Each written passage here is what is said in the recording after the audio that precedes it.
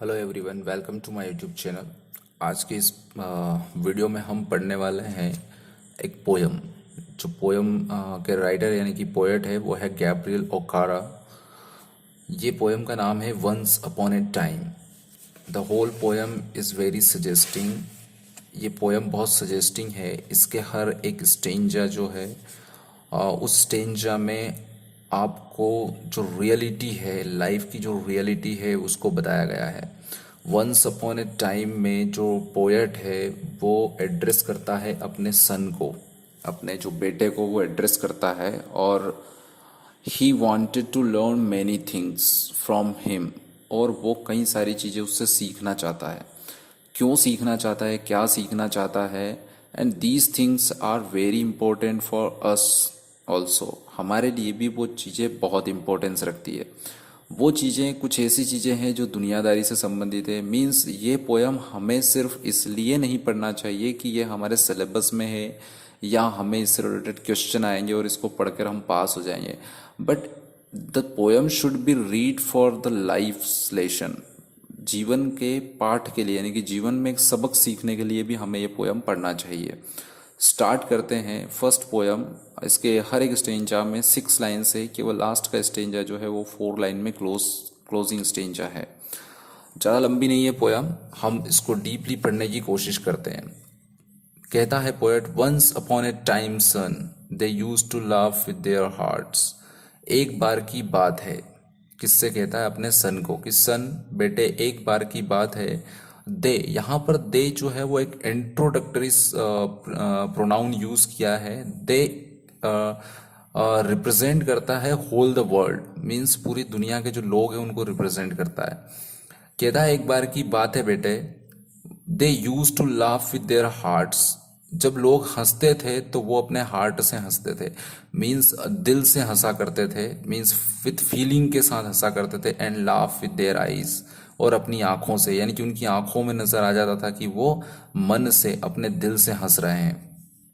But now, पर अब, they only laugh with their teeth. पर अब जो लोग हंसते हैं वो सिर्फ अपने दांतों से हंसते हैं। Means they have no feelings in their hearts and this can be seen in their eyes. उनकी जो हंसी है उसमें, उनकी जो मुस्कान है उसमें कोई भी फीलिंग्स नहीं होती है। मीन्स वो अपने हार्ट से नहीं हंसते हैं और ना ही उनकी आईज में वो फीलिंग्स झलकती है। अब वो केवल अपने दांतों से हंसते हैं, मीन्स सिर्फ आपकी तरफ मुस्कुराकर दांत दिखा देते हैं, जिससे ऐसा लगता है कि वो आपकी तरफ स्माइल दे रहे हैं, बट उसमें कोई हार्ट टचिंग वाला बात नहीं होती है। While their eyes block cold eyes search behind my shadow. उनकी आंखें जो है मेरी छाया को देखकर उस पर अटक जाती है और वो वहीं पर जम जाती है। एस मीन्स कैसे? आइस ब्लॉक कोल्ड आइस, मतलब जो बर्फ के टुकड़ा जितना ठंडा होता है उतनी ठंडी आंखें उनकी होती है और उसमें कोई गर्मजोशी नहीं होती है। सो सिंपल है। फर्स्ट स्टेज आपको बताता है कि किस तरह से लोग बदल गए हैं पहले के ज़माने में और अब के ज़माने में, किस तरह से बदल गए हैं, उसकी लाइफ में लोग उसके साथ कैसा बिहेव करते हैं पोएट का, वो यहाँ पर फीलिंग्स वो बता रहा है। सेकंड स्टेज में आते हैं। अगेन वो कहता है कि there was a time in deed. वास्तव में वो एक समय था। दे used to shake their hands with their hearts, कि वो दूसरों से, एक दूसरे से हाथ भी मिलाते थे तो वो हाथ दिल से मिलाते थे, मीन्स फीलिंग के साथ मिलाते थे। बट दैट्स गॉन सन, परंतु वो समय बेटे जा चुका है। Now they shake hands without hearts while their left hand search my empty pocket. और अब जो लोग हैं वो अपने हार्ट से, मीन्स वो ग्रीडी हो गए हैं, वो इतने लालची हो गए हैं कि वो एक हाथ मुझसे जब मिलाते हैं, राइट हैंड शेक करते हैं, तो जो लेफ्ट हैंड है वो सर्च करता है कि मेरे पॉकेट में पैसा है या नहीं। मीन्स उनकी नज़र जो है कहाँ पर रहती है कि how much money I have, मेरे पास कितने पैसे हैं, इस चीज़ को देखती है। मीन्स लोग जो है वो उन लोगों से ही ज़्यादा अटैच्ड रहने लग गए हैं, या उन लोगों से ही वो खुश होकर मिलते हैं जिन लोगों के पास पैसा है। मीन्स वो कहना चाह रहा है कि सन, द वर्ल्ड बिकम ग्रीडी, जो दुनिया है वो बहुत लालची हो चुकी है। तो जो दोस्ती है, जो हार्ट यानी कि इमोशनल फीलिंग्स है, वो सब कुछ लोगों के अंदर अब खत्म हो चुकी है। नेक्स्ट स्टेंजा में कहता है वो, feel at home come again they से, and when I come again and feel at home once twice there will be no thrice for then I feel doors shut on me. कहता है कि वो लोग क्या कहते थे, फील एट होम, घर जैसा ही महसूस करो, मीन्स अपना ही घर है, कम अगेन, दोबारा आना, अपना ही घर है, ऐसा लोग कहते थे।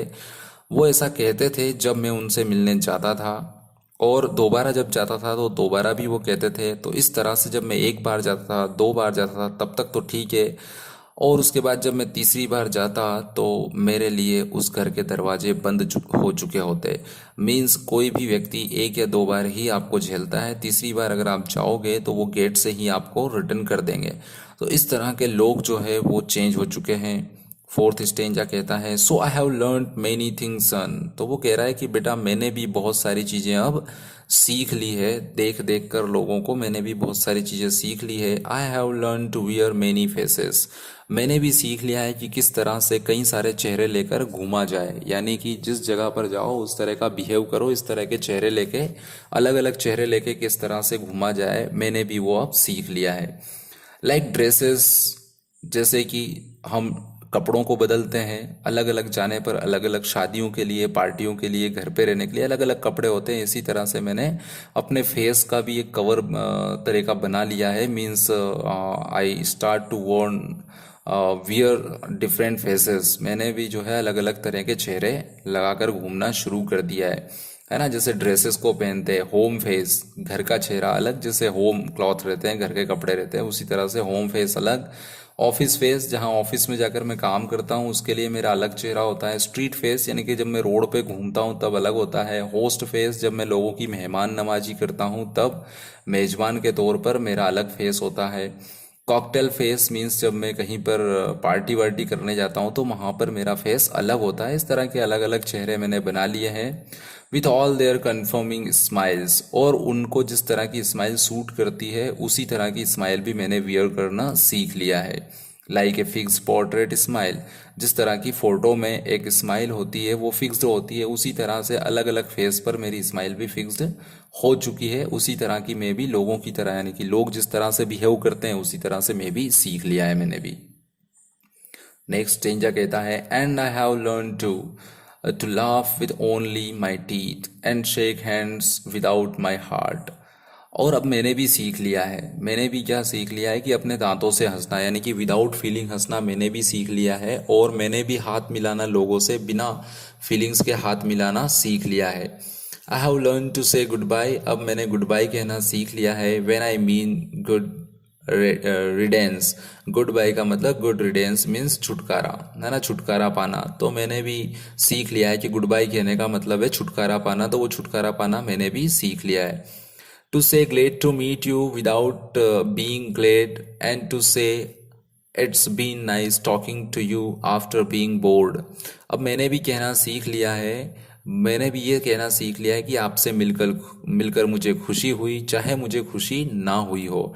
और मैंने ये भी कहना सीख लिया है कि मुझे आपसे बात करके काफ़ी अच्छा लगा, चाहे मैं बोर हुआ हूँ, बात करने से काफ़ी बोर हुआ, तब भी मैंने सीख लिया है कि मुझे आपसे बात करके अच्छा लगा, ये कहना मैंने सीख लिया है। जनरली लोग बोलते हैं कि आपसे मिलकर अच्छा लगा, चाहे वो अच्छा लगा हो या ना लगा हो, फिर भी लोग ऐसा बोल देते हैं, तो ऐसा कहना मैंने भी सीख लिया है।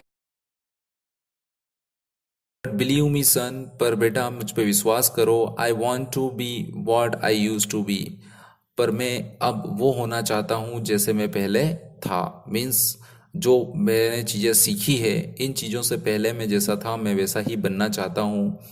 When I was like you, जब मैं तुम्हारी तरह था वैसा ही मैं वापस बनना चाहता हूँ। I want to unlearn all these muting things, ये बकवास चीज़ें और ये जो रिश्तों को तोड़ने वाली चीज़ें, या एक तरह से एक दूसरे के प्रति जो वार्म फीलिंग्स थी वो ना होने वाली चीज़ों को मैं वापस से अनलर्न करना चाहता हूँ, यानी कि भुला देना चाहता हूँ। Most of all I want to relearn, बहुत सारी चीज़ें हैं जो मैं दोबारा से सीखना चाहता हूँ।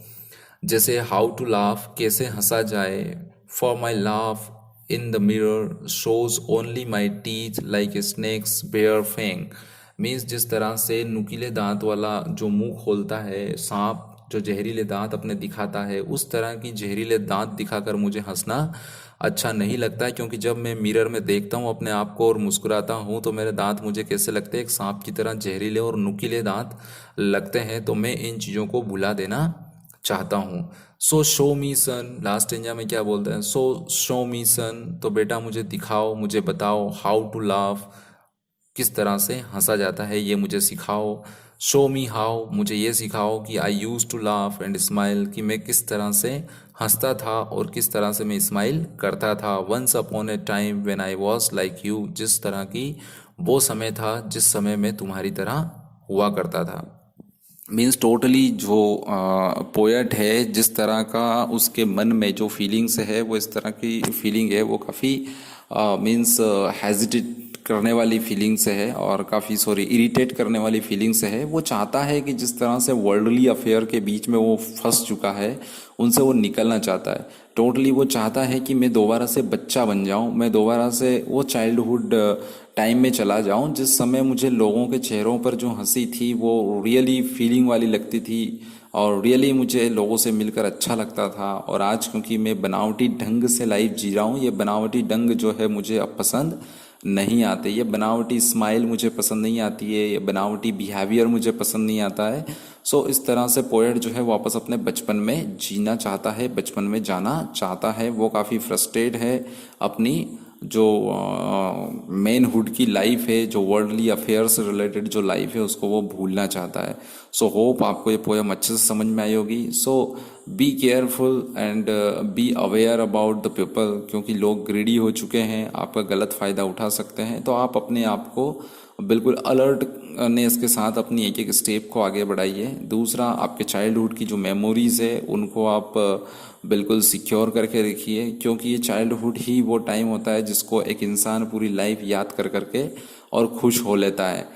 रियल लाइफ जो होती है बहुत रफ एंड टफ होती है, कई बार आपको कई सारी डिमोटिवेशंस आते रहते हैं, लेकिन जो कई सारी बातें हैं जो आपके चाइल्डहुड से जुड़ी हुई है, आपके बचपन से जुड़ी हुई है, तो वो बचपन की मेमोरीज जो है वो आपको उस समय आपकी जो स्ट्रेस है उसको कम कर देती है। तो अगर आप बहुत छोटे थे आप तब के कुछ फोटोग्राफ्स है तो उनको आप संभाल के रखिए, कुछ वीडियोस है तो उनको आप संभाल के रखिए। वो फ्रेंड्स जो आपके बचपन में आपके साथ खेला करते थे वो बहुत कीमती होते हैं, उनको आप संभाल के रखिए, क्योंकि वो ही आपको आगे चल के बहुत काम आएंगे और आपकी फीलिंग्स को समझ सकते हैं। और जब कभी आप उनसे मिलोगे तो आपकी मेमोरीज जो रहेगी बचपन की, आप उन्हीं के साथ जब शेयर करेंगे और अपनी अपनी मेमोरी वो भी आपके साथ शेयर करेंगे तो आपको बहुत अच्छा लगेगा और आपकी लाइफ के कई सारी स्ट्रेसेस है वो ख़त्म हो जाएगी। So thank you very much and best of luck.